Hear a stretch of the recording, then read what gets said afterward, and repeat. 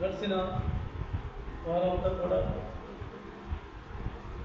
ఆయన ప్రణాళిక చొప్పున సంకల్పం చొప్పున మనందరినీ ఎంతగానో ప్రేమించి కనికరపడి మనందరినీ సంఘముగా కూర్చుకొని ఇక్కడికి రప్పించిన ఆయన ప్రేమను పెట్టి ఆయన కృపను పెట్టి ఆయన ఎంతైనా మనం స్తుతించి గణపరచాలి. ఆరాధన అనేది ఆదివారం మందిరంలో కూర్చుని 2 మాటలు విని కాలు చేసుకుని వెళ్ళిపోయేది కాదు. ఆరాధన అనేది వ్యక్తిగతంగా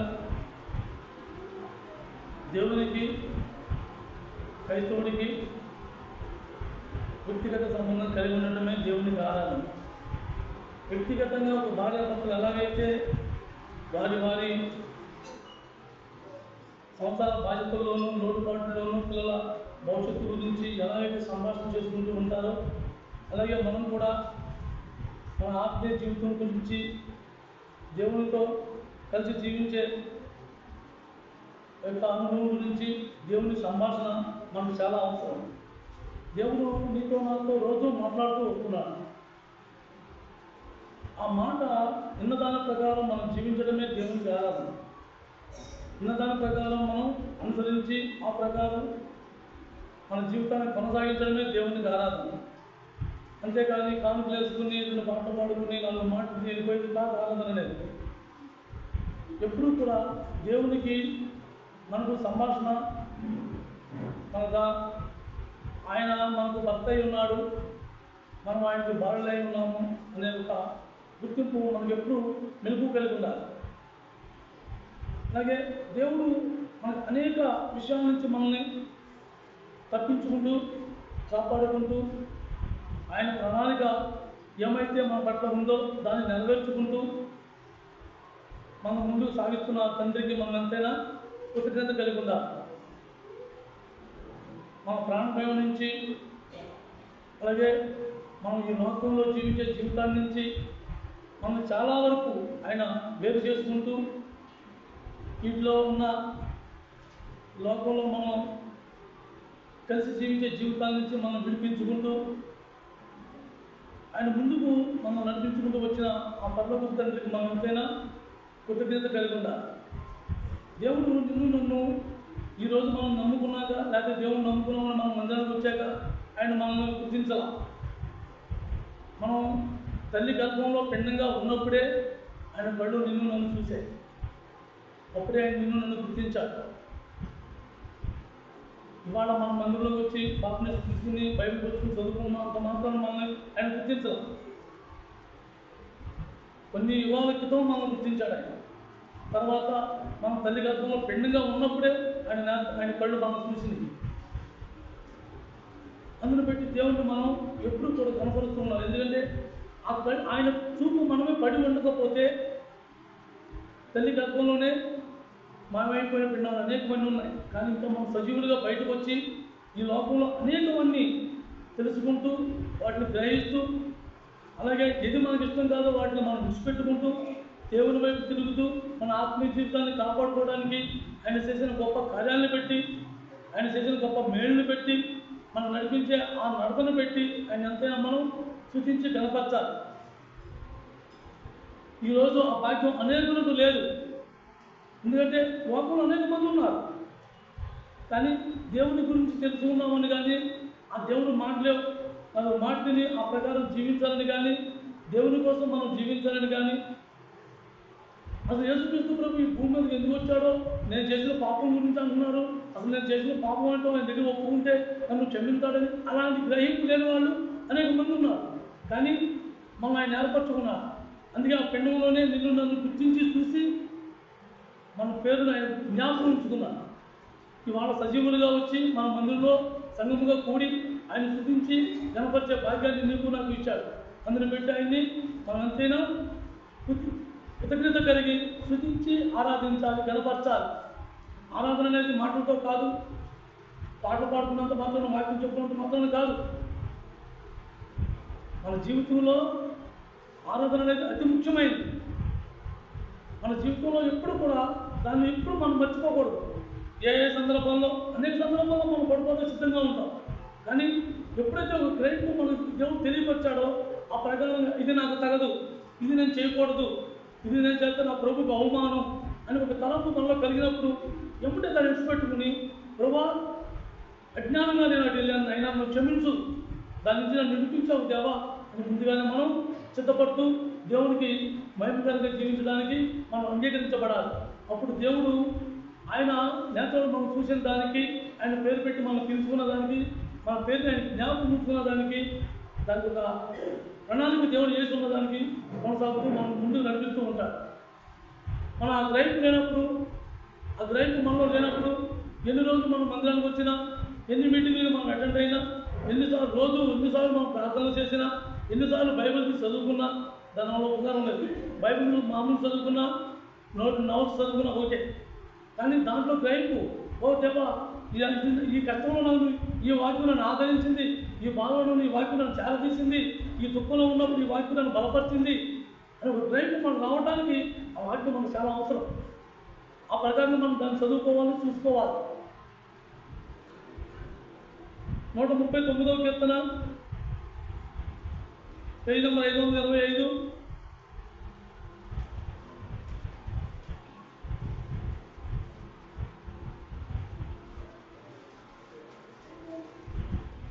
పేజీ నెంబర్ 525, 139వ కీర్తన 16వ వచనం. నేను పెండమునై ఉండగా నీ పనులను చూచెను, నియమింపబడిన దినములలో ఒక్కటైనా కాకమునిపే నా దినములనియు నీ గ్రంథములో లిఖితములాయను. ఆయన మనం చూసినప్పుడు, మనం గర్భం నుంచి బయటపడినప్పుడు ఒక్కరోజు కూడా గడపకుండానే మనం ఎన్ని రోజులు జీవిస్తామో, ఎన్ని రోజులు మనం బతుకుంటామో, ఎన్ని రోజులు మనకి ఆయుష్ ఇవ్వాలో దేవుడు ముందుగానే నిర్ణయించి ఆయన గ్రంథంలో రాసి ఉంచుకున్నాడు. ఆయన దేవ గ్రంథంలో మన పేరు రాసి ఉంచాడు కదా, మనం ఎలా అయినా బతికితే సరిపోతుందా అనుకుంటా కాదు, అవసరం ఆయన కొట్టేయగలదు కూడా. ఆ దేవ గ్రంథంలో మన పేరు కొట్టేయగలడు కూడా దేవుడు. కాబట్టి మనం ఆయన ఎందు నిమిత్తం ఏర్పరచుకున్నాడు, ఎందు నిమిత్తం మనమే ఆయన దేవ గ్రంథంలో మన పేరు రాసుకున్నాడు. ఆయన మనం గుర్తించదామనా, మనం కనపరుస్తామనా, లేకపోతే ఆయన మనం నమ్ముకుంటామనా, ఆయన కూడా మనం వెంబడిస్తామనా? ఎప్పుడైతే దేవుని గురించి మనం గ్రహింపు కలిగి ఆ యేసుక్రీస్తు ప్రభువుని మన తండ్రి, ఆయన మన లోక రక్షకుడుగా అంగీకరిస్తామో, ఆ ప్రకారంగా మనం దేవునికి సన్నిహితంగా ఉండి దేవుని కుమారుడికి స్నేహితులుగాను ఆయనతో కలిసి మనం జీవించడానికి మనం ముందుగా ఏర్పరచుకున్నాడు ఆ దేవుడు. ఆయన కళ్ళు మన ముందుగా చూసి ఉన్నాయి. మనం ఎవరో ఎప్పుడు పుడతామో, ఎవరి కడుపు పుడతామో, ఎలా పుడతామో తెలియని స్థితిలోనే మనం చూశాడు ఆయన. ఆయన ఒక ప్రణాళిక చేసుకున్నాడు నీ మీద, నా మీద. అలాగే మన ఆయన జీవనంలో మనం ఇన్ని సంవత్సరాలు బతుకుతామని ఆయన ముందుగా నిర్ణయించాడు. నాకు ఆరోగ్యం బాగుంది, నేను 2 సంవత్సరాలు పోతాను, నీకు నాకు చెప్పుకుంటా మనకు ఏ అర్హత లేదు. ఈరోజు ఎంతో శుభ్రంగా ఆనందంగా సంతోషం గడిపిన వాళ్ళు ఒక గడి గడిచినప్పుడు రాలిపోతున్నారు. ఇంకా ఆయన ప్రేమను పెట్టి మనం ఇంకా సజీవులుగా ఉన్నాం. ఆయన జీవగ్రంథంలో మన పేరు లెక్కింపబడి ఉంది. మన దినాలు ఆయన లెక్కించి దాంట్లో రాసి ఉంచాడు, ఎన్ని రోజులు మనం జీవించాలని. ఆయన రాసిన క్రియలు, ఆ యొక్క దినాలు అన్నీ కూడా పూర్తయ్యే వరకు నేను మాత్రం రాలిపో. ఆ రోజులని గడవలసిందే. గుట్టుకుంటానో, నెతుక్కుంటానో, తడువుకుంటానో, లేక ఆయన ప్రేమ ఉంటే, ఆయన కనికరం ఉంటే ఇలా నడుపుతా ఆయన వాక్యం వింటూ ఆయన ప్రార్థిస్తూ రాలిపోయిన మాత్రం అనేక మంది ఉన్నారు. అలాగే మనం కూడా ఉండొచ్చేమో. కాబట్టి దేవుడు ముందుగానే మన పేరు లెక్కింపబడి ఉంచాడు. కాబట్టి మనం దేవునితో సావాసం కలిగి ఉండాలి. ప్రభు ముందుగానే మన దినాలు మనం చెప్పుకుంటే మనం ఏం చేసేవాళ్ళం, ఇంకా చాలా టైం ఉంది కదా, ఆ దగ్గర వచ్చి నేను ఆ సిలువలో దొంగలకి నేను ఒప్పుకుంటాను అనే స్థాయిలో మనం ఉండేవాడు మేము. అందుకనే దేవుడు ఎవరికి వారి వారి ఆయుష్కాలం తెలియకుండా మరుగుపరిచాడు. ఎవరైతే నేను దేవుని కోసం జీవించాలి, నా ప్రాణపాఠం ఎప్పుడో, దేవుడు రాక ఎప్పుడో తెలీదు అన్న ఒక గ్రైప్ ఉన్నవారు ముందుగానే చిత్తపడుతూ ఉంటారు. ఆ చిత్తపడి జీవితం జీవించడమే దేవునికి ఆరాధన. ఆ చిత్తపాటు కలిగి ముందుకు సాగడమే దేవునికి ఆరాధన. అట్టి జీవితం మనలో జీవించాలని దేవుడు నిన్ను నన్ను ఏర్పరచుకున్నాడు. ఆయన ఉత్తినే ఏర్పరచుకోవాలి. మనం ఏదో లోకంలో వచ్చి నలుగురితో పాటు గంతులేసి నలుగురితో పాటు తిరిగి అందరితో పాటు అన్ని నేను చేస్తాను, నేను సంతోషం గంతులేస్తాను, నీకు దానికన్నా ఎక్కువ సంతోషం నీకు నాకు ఇచ్చాడు దేవుడు. వారికి లేని ఆనందం నీకు నాకు ఇచ్చాడు, వారికి లేని సౌభాగ్యం నీకు నాకు ఇచ్చాడు. కానీ మనం దాన్ని గ్రహించట్లా. డబ్బే భాగ్యం అనుకుంటున్నాం. ఏదన్నా సినిమా చూసో లేకపోతే ఒక బిర్యానీ తినో గంతులేస్తే అదే ఆనందం సంతోషం అనుకుంటున్నాం. కానీ నిజమైన సంతోషం దేవుడు ఇచ్చాడని, మనం జీవించే జీవితంలోనే ఆనందం ఉందని మనం గ్రహించుకోలేకపోతున్నాం. కాబట్టి దేవునికి మనం ఎప్పుడు కూడా దూరంగా ఉండడానికి కారణం ఏంటి? మన గ్రహింపు లేక. దేవుడైతే మనతో ఉన్నాడు, మనం కూడా ఉన్నాడు, మనతో ఉండి మనం నడిపిస్తున్నాడు. ప్రతిరోజు నువ్వు ఏకీపించినప్పుడు కానీ, నువ్వు మందిరంలో ఉన్నప్పుడు కానీ, నువ్వు మీటింగ్లో ఉన్నప్పుడు కానీ ప్రతిరోజు నీతో ఉన్నాడు. నువ్వు పడుకున్నప్పుడు కూడా నీ పక్కనే పడుకుని ఉన్నాడు. ఆ గ్రహింపు మనకు ఉండాలి. ఆ గ్రహింపు మనకు లేనప్పుడు మనం దేవునికి దూరంగా ఉంటాం. ఎప్పుడైతే ఆ గ్రహింపు ఉందో దేవునికి సన్నిహితంగాను, దేవునికి సమాసంగాను, దేవునితో కలిసి జీవించే ఆలోచన మనం పుట్టినప్పుడు దేవుని కోసం మనం తగతగలాడుతూ దేవుని ప్రేమ కోసం మనం ముందు కొనసాగుతాం. అంతేగాని ఏదో నమ్ముకున్నాము, మేము దేవుని నమ్ముకున్నాము, మందిరానికి వచ్చాము, ఇవాళ ఆదివారం రాకపోతే పాఠశాల ఊరుకోరు అని వెళ్ళాము, కూర్చున్నాము, 4 మాట్లాడినాము, వెళ్ళిపోయి ఉంటుంది. ఎంతకాలం వెళ్ళినా మన ఆత్మీయ జీవితంలో ఎక్కడేసిన గొంగ అక్కడే ఉంటుంది. ఆత్మీయ జీవితంలో ఎదుగుదల ఉండదు.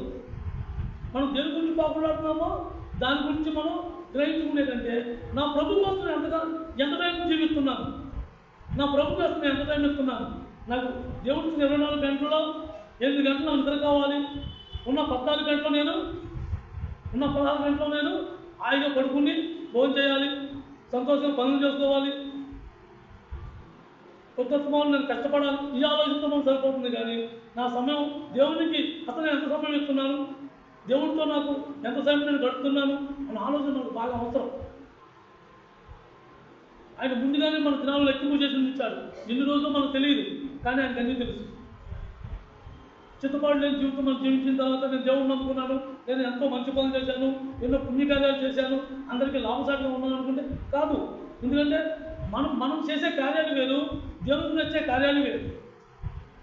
దేవుని వాక్యాంతాన్ని మనం జీవిస్తామో లేదా అది ఇంపార్టెంట్. దేవుడు మనం అన్నసందర్పణలు పెట్టినా, వస్త్రదానాలు చేసినా, కానుకలు వేసినా అవి కాదు దేవుడు కోరుకునేది. దేవుడు నుంచి ఏమైతే ఎక్స్పెక్ట్ చేశాడో, దేవుడి నుంచి ఏమైతే ఆశించాడో అది మనం ఫలించాలి. ఒక రైతు వ్యవసాయం చేసినప్పుడు ఈ సంవత్సరం నా పొలం 50 బత్తలు పండింది, వచ్చే సంవత్సరం కష్టపడుతూ 4 బత్తలు ఎక్స్ట్రా అవుతుంది. కానీ రైతు ఎంత ఆశ కలిగి ఉంటాడో దేవుడు కూడా మనకు రోజు రోజుకి ఆ సేవకుడు ద్వారా మనకు అనేకమైన లోతైన మర్మాలు తెలియపరుస్తున్నాడు. దాని ప్రకారం మనం జీవించడం మనకు చాలా అవసరం. లేకపోతే ఆయన మనకి ఇచ్చిన ఈ ప్రాణానికి, ఆయన ఇచ్చిన ఈ సమయానికి అర్థం లేకుండా పోతుంది. మనం జీవించడమే ఆయనకి ఆరాధన. ఏ జీవితం మనం యథార్థంగా జీవించే జీవితం కాదు.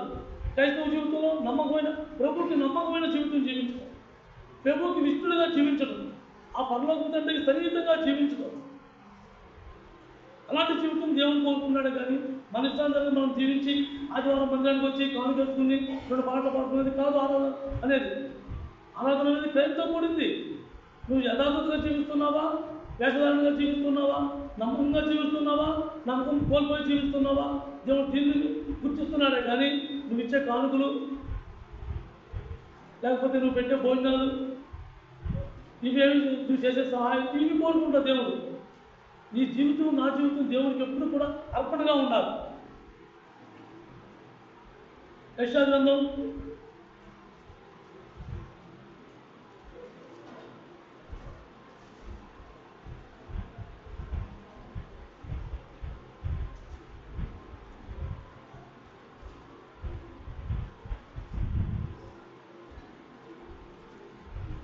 పేజీ నెంబర్ 610 యెషయా గ్రంథం 48వ అధ్యాయం.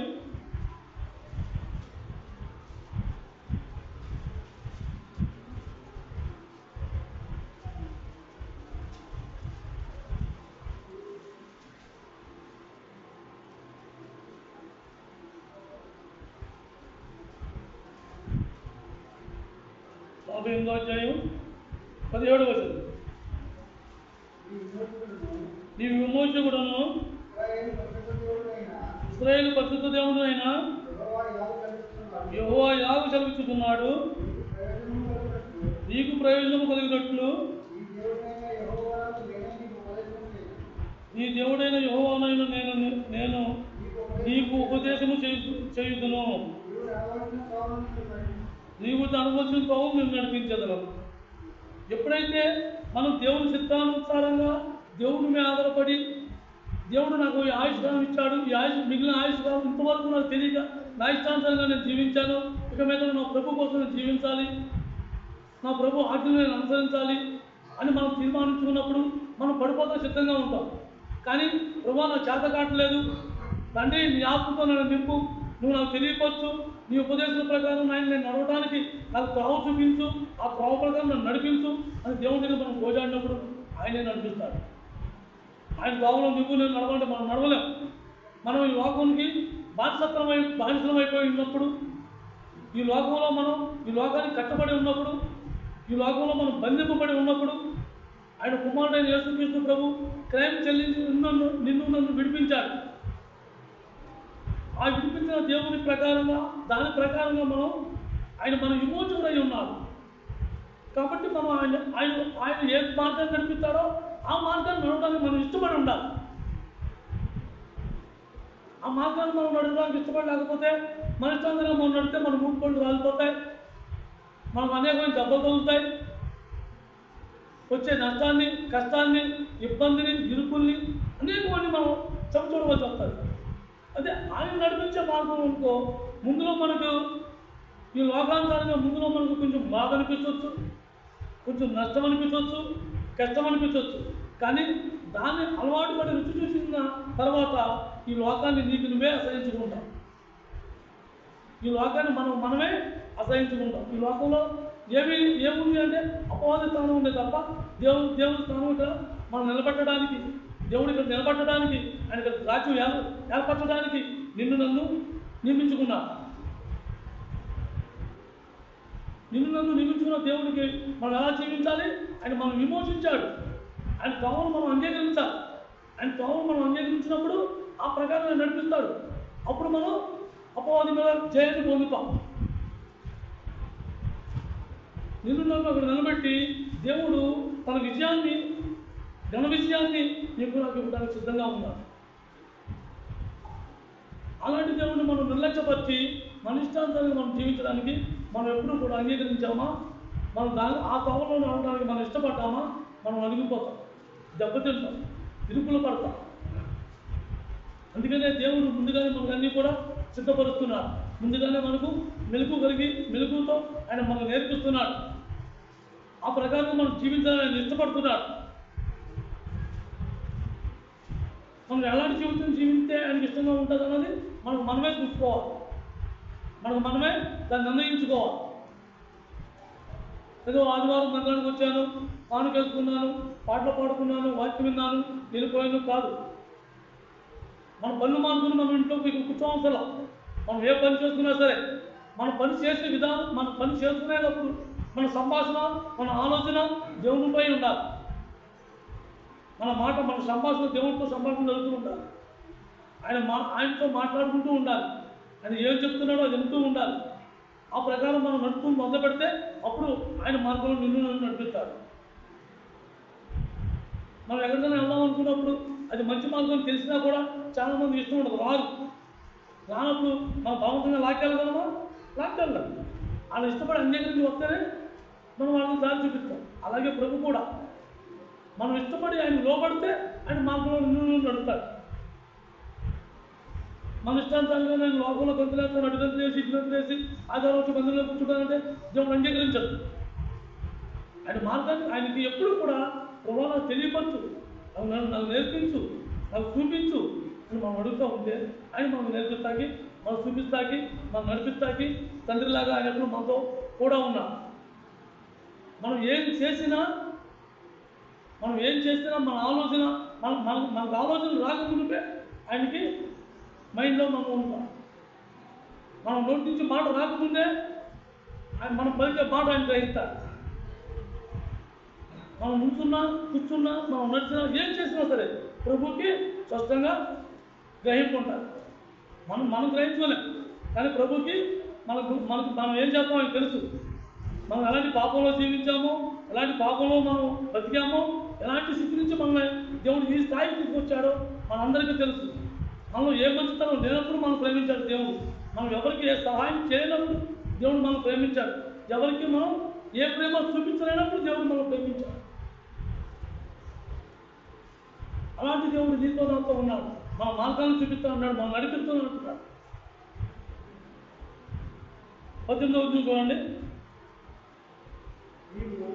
నీవు నా ఆజ్ఞలు ఆలకింపవలనని నేను ఎంతో కోరుతున్నాను. ఆలకించిన ఎడల నీ క్షేమము నదివలేను, నీ నీతి సముద్ర తరంగముల వలెను. మనం ఎవరిని ఆశ్రయించాలి? ఆ దేవుడిని ఆశ్రయించాలి. ఆ దేవుడు ఆజ్ఞ వింటూ ఉండాలి. ఆ దేవుడు మాట వింటూ ఉండాలి. ఆ దేవుడు ఏం చెప్తున్నాడో ఆ ప్రకారంగా మనం ఏం నేర్చుకోవాలో, మనం ఏం నేర్చుకోలేదో ఆ గ్రహింపు మనకు ఉండాలి. మనం నేర్చుకుంది మన చేతగాన్ని ఆ ప్రభు కూర్చుని, ప్రభు నా వల్ల కావట్లా, నా చేత కావట్లా, తండ్రి నన్ను నేర్పించు, నేను నీ దాసులుగా నేను జీవించాలనుకున్నాను, కానీ నా చేతన అవుతలేదు అని మనం ఆయన బాధల కాడ కూర్చుని మనం గోజాడినప్పుడు అప్పుడు ఆయన నేర్పుతాడు. అప్పుడు ఆయనకి ఆయన ఇచ్చిన క్షేమం ఎలా ఉంటుంది? నది వలె, ఒక మహానది వలె పారుతూ ఉంటారు. సముద్ర తరంగం వలె మన నీతి కనిపిస్తూ ఉంటారు. ఎందుకు? దేవుడు ఆజ్ఞను గైకుంటే మనం చేసే పనులు కాదు, మనం చేసే క్రియలు కాదు. దేవుడు ఏమైతే చెప్తున్నాడో ఆ ప్రకారంగా మనం జీవిస్తే, నాకు నచ్చినట్టుగా నేను జీవించి నేను చేసింది మంచిగా కదా అనుకుంటే కాదు. దేవుడు ఏమైతే చెప్పాడో ఆ ప్రకారంగా చేసిందే దేవునికి నీతిగా ఉంటుంది. మనకు నీతి అనిపించి చేసింది మనం నీతి కాదు. కాబట్టి దేవుని ఆజ్ఞ మనం ఎప్పుడు కూడా గైకొనాలి. ఆ గైకుండా మనం అనుకుంటూ ఉంటాం, నేను చేసింది నీతే కదా, నేను చేసింది నిజమే కదా, నేను చేసింది కరెక్టే కదా, నేను మంచిగా చేశాను కదా. కానీ దేవుడు ఏమంటున్నాడు? నువ్వు పడుకున్నా, నువ్వు కూర్చున్నా, నువ్వు లేచినా, నీ మైండ్లోకి ఆలోచన రాకముందే నాకు తలంపు ఆలగిపోతుంది.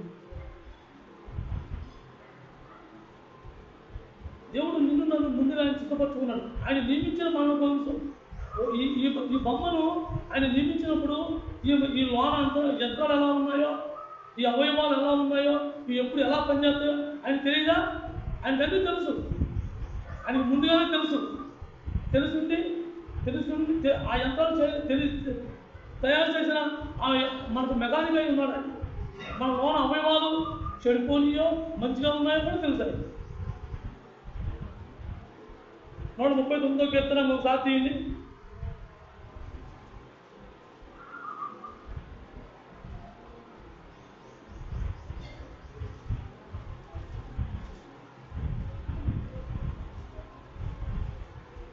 నూట 39వ కీర్తన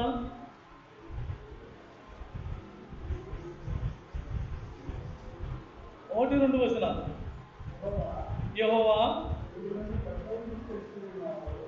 నీవు నన్ను పరిశోధించి తెలుసుకుని ఉన్నావు. నేను కూర్చునుట, నేను లేచుట నీకు తెలియను. నాకు తలంపు కొట్టుక మునిపే నీవు నా మనసు గ్రహించుకున్నావు. మనలో ఒక ఆలోచన రాకముందే ఆయన మనం ఏం చేస్తామో ఆయన గ్రహించేస్తున్నాడు. ఆయన గ్రహించుకున్నాడు అనుకున్నప్పుడు మనకు ఒక ఆలోచన వచ్చినప్పుడు మనం ముందు ఏం చేయాలి? ప్రభువుని అడగాలి. ప్రభా, నన్ను ఇది చేయమంటావా? తండ్రి, నీకు అంగీకారమేనా? నేను ఇలా చేయడం నీకు ఇష్టమేనా? ప్రభా, నాకు ఆలోచన వచ్చేకన్నా ముందే నీ మనసులో వచ్చింది ప్రభా, నాకు తెలియకపోతే నేను ఏం చేయాలో అని మనం అడిగినప్పుడు అప్పుడు ఆయన మార్గాలు మనం చూపిస్తారు. అప్పుడు ఆయన మార్గాలు మనం నడిపిస్తారు. నాకు ఆలోచన వచ్చింది కదా, ఈ ఆలోచన బాగానే ఉంది, నాకు సేఫ్టీగా ఉంది, ఎలాంటి చూసేవాడికి కూడా బాగుంది అని మనం నిర్ణయాలు తీసుకుని మనం చేసిన ప్రవృత్తి ఏమవుతుంది, దేవుడికి వ్యతిరేకమైపోతుంది. అదే మనం దాంట్లో మనం నష్టపోయే అవకాశం కూడా ఉంటుంది. అదే దాన్ని మనం దేవుడి దగ్గర సంభాషణ చేసుకుని దేవుడు చేయమన్నాడా, దేవుడు వెళ్ళమన్నాడా, దేవుడు మాట్లాడమన్నాడా అని ఒక ఆలోచన మనకు కలిగినప్పుడు అప్పుడు దేవుడు చెప్పిన ప్రకారం మనం చేస్తే అవతల వారికి మేలుకరంగా ఉంటుంది, మనకి నెమ్మదిగా ఉంటుంది.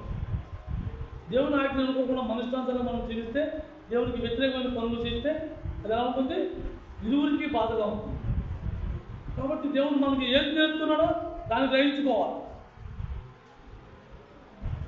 ఆయన నిన్ను నన్ను ఎప్పుడు కూడా పరిశోధిస్తున్నాడు, పరీక్షిస్తున్నాడు. కానీ మనం ఏమనుకుంటున్నాం, నేను చేసేది ఎవరికి కనిపించట్లేదు కదా, నేను సాటును చేస్తున్నాను కదా, నేను లోన్ ఉన్నాను కదా, నేను ఇక్కడ లేను కదా, ఎక్కడో ఉన్నాను కదా, నా సంఘం వాళ్ళు కూడా ఎవరు చూడలేదు కదా, చావుకులు నన్ను చూడలేదు కదా అని మనం అనుకోవచ్చు. కానీ దేవుడి దృష్టి నుంచి మనం ఎవరు తప్పించుకోవాలి. చావుకుల్ని మోసం చేయొచ్చు, సంఘంలో ఉన్న వారిని మోసం చేయొచ్చు, విశ్వాసాన్ని మనం కనుమర్చవచ్చు, కానీ దేవుడి నుంచి మాత్రం మనం ఎవ్వరము తప్పించుకోవాలి. ఆయన ఎప్పుడు కూడా ఆయన కనుదృష్టి మన మీద ఉంటుంది. ఎందుకు, మన ఆయన పిండంగా ఉన్నప్పుడే చూశాడు కాబట్టి మన నుంచి ఆయన కనుదృష్టి నుంచి మనం ఎప్పుడు తప్పించుకోలేము. మనం పాపం చేసినా లెక్కితం అవుతుంది, మనం మంచి చేసినా లెక్కితం అవుతుంది, నీతిగా జీవించినా లెక్కితం అవుతుంది, మోసం చేసినా లెక్కితం అవుతుంది. కాబట్టి మనం తెలియకుండా కొన్ని సందర్భాల్లో మనం ముందుకు సాగినప్పుడు అప్పుడు మనం దేవునికి వ్యతిరేకం అయిపోతాం.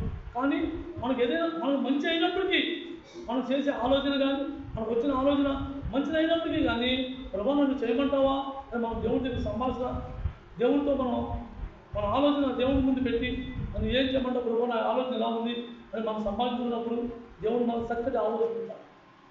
ఆయన ఎవరై ఉన్నాడు, మనకి ఆలోచన కర్త అయి ఉన్నాడు, సమాధానకర్త అయి ఉన్నాడు, మనం నడిపించే తండ్రి స్థానంలో ఉన్నాడు. మనం నష్టపోవడానికి ఇష్టం లేదు. అందుకే మనం అన్నీ కూడా ముందుగానే మనకు అన్నీ హెచ్చరిస్తున్నాడు, అన్నీ తెలియపరుస్తున్నాడు. మనం నేర్చుకునే స్థితిలో ఉన్నాం. ప్రతిసారి మనం నేర్చుకుంటూ ముందుకు సాగాలే కానీ నాకు తెలుసు కదా అని నా ఇష్టాంతరం నేను సాగడానికి వీల్లేదు. నాకు తెలుసు, నేను వెళ్ళగలను, నేను చేయగలను, ఈ ఆలోచన మనకు తగవు. మన ఆలోచన అంతా కూడా ఎలా ఉండాలి, దేవుడిని ఆధారపడుతూ ఉండాలి. మనం తొందరపడి మన నిర్ణయం తీసుకుంటే మనం నష్టపోతూ ఉంటాం.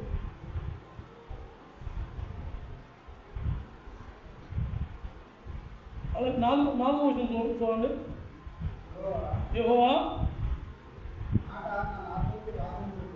మాట నా నాలుకకు రాక మునిపే అది నీకు పూర్తిగా తెలిసి ఉన్నది. 5 కొడతాను. వెనుకను ముందును నువ్వు నన్ను ఆవరించి ఉన్నావు, నీ చెయ్యి నా మీద నుంచి ఉన్నావు. మనం ఎలాగా నడుతామని నిర్ణయించుకున్నా దేవుడు ఆయన హస్తం మనమే వేసి ఉంచాడు. మనల్ని కాపాడుకుంటూ మనం నష్టపోకుండా మనం సరిదిద్దుతూ ఆయన ముందు సాగిస్తున్నాడు. ఆయన మన ఇష్టంగా మనం ప్రేమించాడు కాబట్టి మన వల్ల ఆయనకి ఎన్ని నష్టాలు ఎదుర్కొన్నా, ఎన్ని అపకీర్తులు ఆయన వచ్చినా మనం మాత్రం విడిచిపెట్టుకున్నాం. మనం మాత్రం ద్వేషించట్లా, ఆయన మనం ప్రేమిస్తున్నాడు. ఆ ప్రకారం మనం నడిపిస్తున్నాడు. మనం ఒప్పుకున్నప్పుడు దాన్ని విడిచిపెట్టుకుని నాకు తెలియట్లేదు ప్రభా, నాకు దారి చూపించున్నప్పుడు ఆయన మార్గాన్ని చూపిస్తున్నాడు, నడిపిస్తున్నాడు. ఆయన సత్యాన్ని మనం వెంబడించడానికి మనం నేర్పుతున్నాడు. మన గ్రహింపు, మన ఆలోచన, మన నోట్లోని మాట రాకముందే ఆయన తెలిసే ఉంది ఆ మాట. మనం అరే నేర్పుతున్నాను అని వెతకడంతో మనం చాలా సింపుల్గా అనవచ్చు. నేను అనలేదు ఆ మాట మనం అనవచ్చు. కానీ మన నోట్లో నుంచి మన నాలుక మాట బయటకు వదలక ముందే ఆ మాట దేవుడికి ఆలోచింపు అయిపోయింది. కాబట్టి మనం ప్రతి విషయంలో కూడా చాలా జాగ్రత్తగా ఆచితూచి మాట్లాడటం కానీ, నడవటం కానీ, ఏదైనా సలహా ఇవ్వటం కానీ ఇటువంటిప్పుడు చాలా మెలుగుగా ఉండాలి. లేకపోతే దేవుడి దృష్టిలో మనం ఆపంలో పడిపోతాం. మనం అనుకుంటాం మనం మంచిగా చేస్తున్నాం కదా, అది కూడా సహాయపడుతున్నాం కదా అని మనం అనుకున్నంత మాత్రం కాదు, అది దేవునికి కూడా అంగీకారంగా ఉండాలి. దేవునికి కూడా చాలా అది ఇంపార్టెంట్. దేవుడు ఎందుకంటే మనం తయారు చేసిన ఎవరు ఆయనే. ఆయనకి తెలుసు మనం ఏం చేస్తాం ఉన్నది. కానీ మనం తప్పుకోకుండా ఉండటానికి ఆయన మన ముందే అన్ని హెచ్చరిస్తున్నాడు. కాబట్టి మనం ఎప్పుడు కూడా ఆయన పాదాలు కూర్చోవాలి, ఆయనతో సంభాషణ చేయాలి. ప్రభా ఈరోజు నన్ను ఎలా జీవించమంటావు, నన్ను ఏం మాట్లాడమంటావు, నన్ను ఏం చేయమంటావు అని ఉదయకాలం మనం ఆయన అడిగినప్పుడు ఆయన మనతో ఏమైతే చెప్పాడో ఆ ప్రకారం మనం చేయడం, ఆ పని పూర్తి అయిపోయిన తర్వాత మళ్ళీ తను చెప్పు కూర్చోవడం. తండ్రి నువ్వు చెప్పిన పని పూర్తయింది కదా, మరి ఏమన్నా చేయి, నన్ను ఏమినా నాకు ఇచ్చావు ఆ పని నేనేం చేయాలి అని మనం అడుగుతూ ఉంటాం. మనం అడుక్కోకుండా ఆయన లోబడి ఆయన జరుపుకోకుండా మనం ఉంటే ఆయన ఏమి చెప్పడం మనం విడిచిపెడతాం. కాబట్టి మనకు చాలా మెలకువగా ఉంటుంటే క్రైస్తవ జీవితానికి చాలా అవసరం. ఆలోచన మనకు చాలా అవసరం. ప్రతి ఆలోచన వచ్చినప్పుడు దేవుడితో సంభాషణ, అది ముందు మనం కొనసాగుతూ ఉండాలి. అలాంటి దేవుడిని మనం ఎలా స్థుతించాలి? మనకు అన్ని సౌకర్యంగాను అన్ని సమకూర్చి అన్ని సమృద్ధిగా ఉన్నప్పుడు మనం దేవుడిని ఆరాధిస్తున్నాం. కానీ మనం ఏదైనా లోటు వస్తే, ఏదైనా బాధ వస్తే, ఏదైనా దుఃఖం వస్తే దేవుడి సన్నిధికి వస్తున్నామా, దేవుడితో మాట్లాడుతున్నామా, దేవుడు బాగా కూర్చున్నామా? మన ఆలోచన అంతా ఎక్కడ ఉంటుంది? ఒక పెద్ద ధనికుల దగ్గర, లేకపోతే మనకన్నా మాటదారుల దగ్గర, ఇలాంటి వాళ్ళ దగ్గరికి మనం పొందుకెళ్తాం. కానీ సంఘ పెద్దల దగ్గరికి కానీ దేవుని సన్నిధికి కానీ మనం వచ్చి ఓ ప్రభా నన్ను ఏం చెప్పమంటావు, నాయన నేను నష్టపోయాను అని మనం చెప్పుకుంటామా? నేను బాధలో ఉన్నాను ప్రభా నన్ను ఏం చేయమంటావు అని చెప్పుకుంటామా? మనం ఎవరితో చెప్పుకుంటాం? వాటికి మనం సలహా ఇస్తూ ఉంటారు చూడు, వాళ్ళతో కూర్చుని ఇది ఇలా చేద్దాం అనుకున్నాను కదా, మనకు కొంచెం చాలా వచ్చింది, ఎలా చేస్తే బాగుంటుందంట, ఇటువంటి సలహాలు మనం తీసుకుంటూ ఉంటాం. కానీ మన దేవుడు ఎవరు? ఆలోచనకర్త, ఆశ్చర్యకరుడు, అద్భుతకరుడు, నిన్ను నన్ను కాచి కాపాడే దేవుడు నీకు నాకు ఉన్నప్పుడు మన సలహాలు ఎవరితో సలహా తీసుకుంటూ ఉంటాం? వాటికి మనం సలహాలు తీసుకుంటూ మన జీవితాన్ని మనం పాడు చేసుకుంటూ ఉంటాం ఒక సందర్భం. అని దేవుడు ఏం చెప్తున్నాడు? నీ నోటి మాట నీ నాలుగు నుంచి రాకముందే నాకు తెలుసు.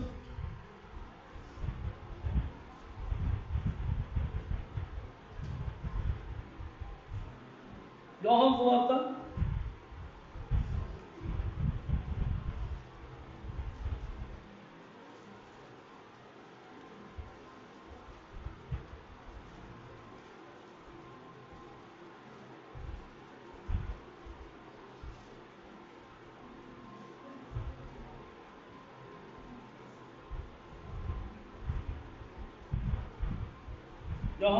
3వ అధ్యాయం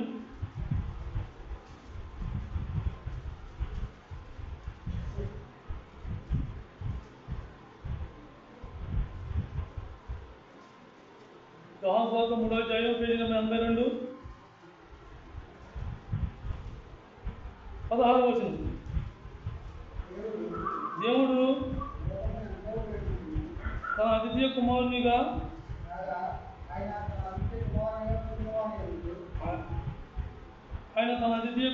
పుట్టినవాని యందు విశ్వాసముంచు ప్రతివాడును నశింపగా నిత్యజీవం పొందినట్లు ఆయనను అనుగ్రహించాలి. మనం ఎన్ని రకాలుగా దేవుడు మనతో మాట్లాడినా మనం తప్పిపోయే అతి సులువుగా మనం తప్పిపోతూ ఉంటాం, అతి సులభంగా మనం పడిపోతూ ఉంటాం.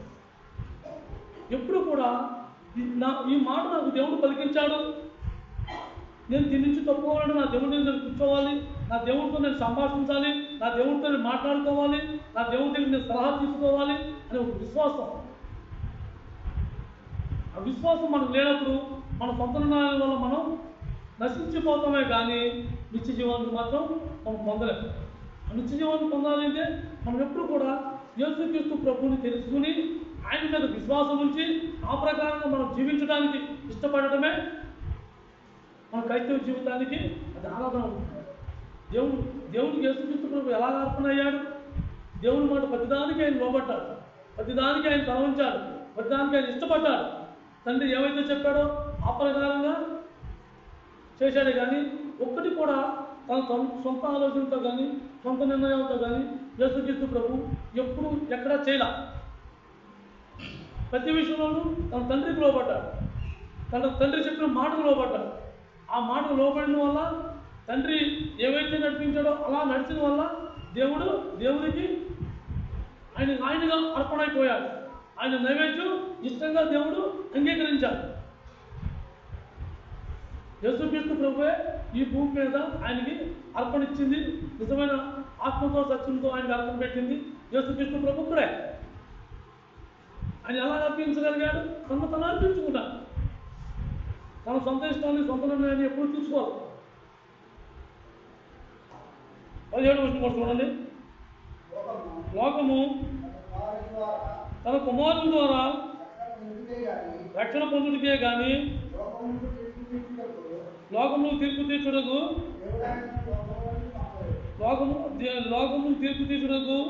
దేవుడు ఆయన లోకములోనికి పంపలేదు. యేసుక్రీస్తు ప్రభుని ఆయన మనల్ని తీర్పు తీర్చి మనల్ని ఇక్కడ ఎలివేయడానికి ఆయన పంపలా. మన పాపంలో, మురికి కొంపులో, దుష్టత్వంలో మనం మునిగి తేలుతూ ఉన్నప్పుడు ఆయన ఈ లోకానికి వచ్చాడు. మనం వినిపించుకోలేని స్థితిలో మనం ఉన్నప్పుడు, మనం ఏమీ కైపివ్వలేని స్థితిలో మనం ఉన్నప్పుడు, మనం ఏమీ దేవుడికి కాకుండా దూరంగా మనం ఉన్నప్పుడు దేవుడు ఏం చేశాడు? ఆయన కుమారుడు నీ భూమి మీద పంపించాడు. ఎందుకు? నువ్వు ఈ తప్పు చేసావు, మనందరినీ కూడా ఆయన తప్పులు ఎత్తి చూపించలా. కానీ ఆయన ఏం చేశాడు? మనల్ని విడిపించాడు, లోకాన్ని నుంచి రక్షించడానికి వచ్చాడే కానీ లోకంలో తీర్పు తీర్చడానికి ఆయన రాదు. కాబట్టి ఆయన తీర్పు తీసుకుంటే మనం ఈ పాటకి ఉండేవాళ్ళం కాము, సత్య నరకంలో ఉండేవాళ్ళం. ఆయన ఎందుకు మనం తీర్పు తీర్చుకొని విడిచిపెట్టాడు? ఇంకా ఆ తండ్రి ఇచ్చిన ఆయుష్కాలం వరకు మనలో మార్పు చోటు చేసుకుని ఆయన మాటలు గ్రహించి మనం నూతనంగా జీవిస్తామనే సంకల్పంతో ఆయన మనం విడిపించాడు.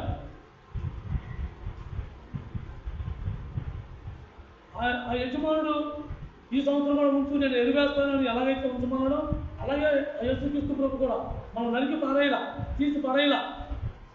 ఆయన మనం ప్రేమించాడు. ఈ లోకంలో ప్రేమించినప్పుడు ఈ లోకంలో నువ్వు నేను ఉన్నావు. మనందరినీ ఆయన ప్రేమించాడు. ప్రేమించిన దాన్ని బట్టే ఆయన ఏం చేశాడు? మనలో ఏదో ఒక మార్పు, వాళ్ళే మార్చుకుంటారు, వాళ్ళే నా దగ్గరికి వస్తారు, నా చెల్లెళ్ళు, నా తమ్ముళ్ళు అని ఆయన ప్రీతి కలిగి మనకు నేర్పుతూ వచ్చాడే తప్ప మనం ఎవరిని కూడా తోసివేయాలి. ఎవరాడు నా ఎంత వచ్చిన వారిని ఎవరిని ఎప్పుడూ తోసిపుచ్చాడు. అలాంటి దేవుణ్ణి మనం అలా ఆలోచిస్తున్నాం. మనం టైం ఉంటే రావటం, టైం లేకపోతే మానేయటం.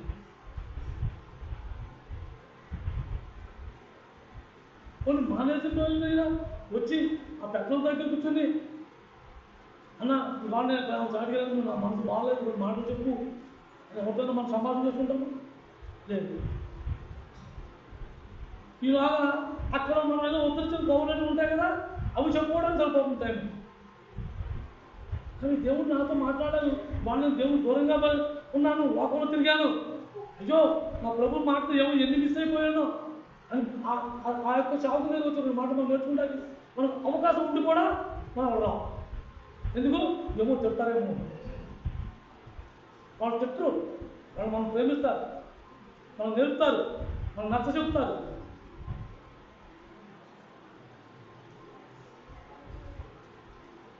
దేవుడు మనల్ని ఎంతగానో ప్రేమించాడు కాబట్టి ఇవన్నీ కూడా మనం నేర్పుతున్నాడు. దేవుని ప్రవృత్తి ఎలా ఉంటుందంటే ఒక మనిషిని నేర్పించి వాడిని జీవంతో పోషింపబడాలని దేవుడు ఆలోచన ఉంటూ ఉంటాడు. వాళ్ళ లోకంలో ఉన్న మనుషుల పద్ధతులు ఎలా ఉంటాయంటే, మనం ఏదైనా ఏదైనా అనుకుని మన గ్రామంలో పెద్ద మనుషులు ఉంటారు కదా, వాళ్ళ దగ్గరికి ముందు ఎవరైతే వాళ్ళే గొప్పవాడు, వాళ్ళ పక్షాన వాళ్ళు మాట్లాడుతూ తిరుగుతూ ఉంటారు.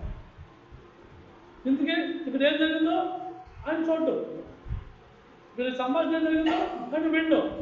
కానీ నేను ముందుగా వెళ్ళి ఏవైతే చెప్పానో దాన్ని నిగ్రహం చేస్తాను.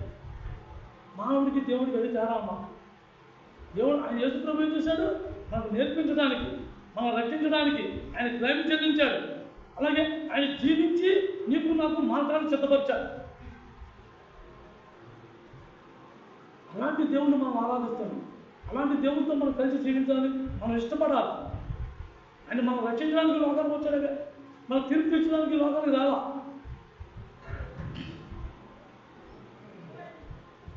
ఎప్పుడైనా సరే మన నోటి మాట, మనకి ఈ మధ్యకాలంలో దేవుడు విశ్వాసం గురించి నోటి మాట గురించి ఎక్కువగా మాట్లాడుతున్నాడు.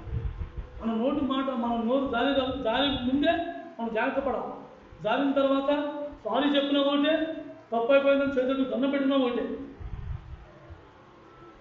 జారిపోయిందే, అది లిఖితంలోకి వెళ్ళిపోతుంది. జారికి ముందే మనం మెలుగు కలిగి ఉండాలి. దేవుడు అలాంటి మెలుగుతనం కోసమే మనకు ఎన్ని కూడా హెచ్చరిస్తూ, మనం కొనసాగిస్తూ, ఆయన నడిపించుకుంటూ, మనం పోషిస్తూ, కాసి కాపాడుతున్న ఆ పరలోక తండ్రికి మనం ఏమిస్తే ఆరాధన అవుతుందో అది మనమే చూసుకోవాలి. మనం ఏం చేస్తే ఆయనకి ఆరాధన అవుతుందో అది మనమే నిర్ణయించుకోవాలి. కానుకలైతే ఆరాధన అవుతుందా, దశభాగాలైతే ఆరాధన అవుతుందా, లేకపోతే ఆదివారం పొద్దున్నే ముందు వచ్చేసి అందరికన్నా ముందు వచ్చేసి మందిరంలో కూర్చుంటే ఆరాధన అవుతుందా? కాదే. నా జీవితం ఆయన అర్పణగా ఉందా? నేను ఈ వారంలో నేను ఎక్కడెక్కడ పడిపోయానో, ఎక్కడెక్కడ దేవుడికి మహిమకరంగా జీవించానో అది మనం సినిమాలో రాత్రికే సిద్ధపరచుకుంటూ ఉండాలి. అయ్యో ప్రభా, నేను పలాసాన్ని తప్పిపోయాను, ప్రభా నేను ఈరోజు ఆ రోజు నీకు మహిమకరంగా నేను తిరిగాను, ఇది నీకు ఇష్టమేనా, నీకు మహిమకరంగా ఉందా అని మనం అన్ని సిద్ధపరచుకొని అన్ని సమతూర్చుకొని ఆదివారం ఉదయానికి చూసి ప్రభావితం అర్పణ మనం అర్పించాలి. దేవుడు నిన్ను ఊరుకునే ఏర్పరచుకోవాలి ఈ భూమి మీద. మన ఇష్టాంతరం మనం జీవించడానికి, మన ఇష్టాంతరం మనం తిరగడానికి, మన ఇష్టాంతరం మనం గంతులేయడానికి కాదు దేవుడు మనం ఏర్పరచుకున్నాడు. ఆయన ఇష్ట ప్రకారం మనం జీవించడానికి ఆయన ఏర్పరచుకున్నాడు. ఆయన కుమారుడు ద్వారా మనం రక్షింపబడ్డాం. ఆ రక్షణ అనుభవంలో మనం జీవించాలే కానీ రక్షించి మనం తొలగిపోకుండా ఉండటానికి ఆయన మనకి ఇన్ని మాటలు మనం నేర్పిస్తున్నాడు. అందులో పెట్టి దేవునికి ఎంతైనా మనం కృతజ్ఞత కలిగి ఉండాలి. ఉన్న సమయాన్ని నేర్పిస్తున్నారు.